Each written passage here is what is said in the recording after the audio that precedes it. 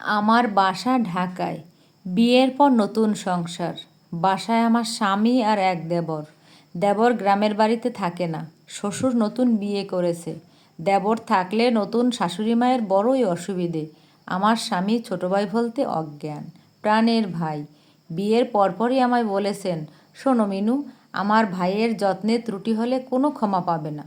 আমি বাবা মা মরা অভাবী পরিবারের মেয়ে। স্বামীর কথা আমার কাছে ধর্ম। এর মধ্যে দেশের বাড়ি থেকে আমার ছোটো ভাই মুরাদ ঢাকায় এলো। বিসিএস পরীক্ষার ভাইবা দেবে। রাতে এলো, আমাদের ছোট্ট বাসায় থাকলো। ভোরবেলায় উঠে তৈরি হয়ে গেল ভাইবা দিতে। দুপুরে আমার স্বামী এলেন অফিস থেকে। হঠাৎ করেই তিনি তার প্যান্টের পকেটে থাকা 5 টাকার একটা কয়েন খুঁজে পাচ্ছেন না। অনেক খোঁজাখুঁজি চলল। 5 টাকা হারিয়ে গেছে, কে নিল? মেজাজ সপ্তমে আমার স্বামীর। আমি ভয়ে আধমরা হয়ে আছি। আমার দেবর বলল, টাকাটা হয়তো মুরাদ ভাই নিয়েছে, ভেবেছে দুলাভাইয়ের টাকা, না বলে নিলে তো আর চুরি হবে না। আমার স্বামী যথেষ্ট সহবোধ দেখালেন। আচ্ছা, নিয়েছে যখন নিক, সামান্য 5টি টাকাই তো, আলাপ করার দরকার নেই। আমি চুপচাপ শুনলাম। সন্ধ্যার সময় আমার ভাই ভাইবা দিয়ে এলো। বড্ড ক্লান্ত, পরিশ্রান্ত। ওর আজ রাতটুকু আমার বাসায় থেকে যাবার ইচ্ছে।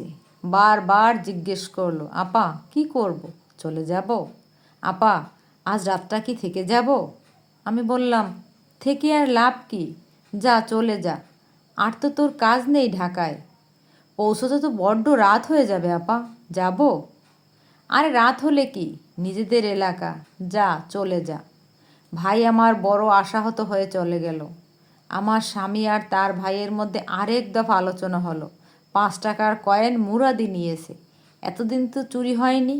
আমি সমস্ত সন্ধ্যা বারান্দায় বসে থাকলাম। বিশ্বাস করুন, একটুও মন খারাপ হলো না আমার।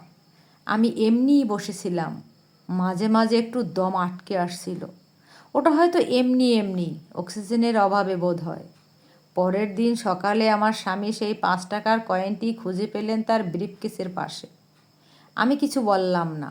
মুরাদ নেয়নি এই অপবাদ তো ঘুষল, বলার কি আছে? আমার ভাই চোর নয় সেটা তো আমি জানি, যারা জানে না তারা জানলো। আমার সেই ভাইয়ের এখন ঢাকায় 3টা ফ্ল্যাট। তার ছেলে মেয়ে দুজনেই দেশের সব থেকে নামী বিশ্ববিদ্যালয়ে পড়ছে। গত বছর হজ করে এলো ওরা স্বামী স্ত্রী। এখন যখন আমার ছোটো ভাইয়ের বাসায় বেড়াতে যাই, আমার খুব দম বন্ধ লাগে। গলায় একটা 5 টাকার কয়েন আটকে থাকে, আমি ওটা গিলতে পারি না। আমার স্বামী অবশ্য ওকে এখন খুব বাহবা দেয়। ওর নতুন গাড়িটা আমার স্বামীর খুব পছন্দ, প্রশংসা করেন বেশ। মুরাদের আসলে কেরিয়ার আছে, সাকসেসফুল ম্যান। ঢাকায় বাড়ি গাড়ি। আমি শুনি, স্বামীর কথা শুনতে হয়, না হলে সংসার টিকে না। সংসার টিকিয়ে রাখতে হয়। 5 টাকার কয়েন খুঁজে পেতে দেরি হলেই ওটা তোমার ভাই চুরি করেছে বললেও টিকিয়ে রাখতে হয়। আমাদের মেয়েদের কি অসাধারণ ক্ষমতা! এমন সংসার ভালোবেসে আমরা জীবন পার করে দেই। আমরা কাউকে ঘৃণা করি না, কারও উপর রাগ করি না। রাগ করলে সংসার হতো বুঝি?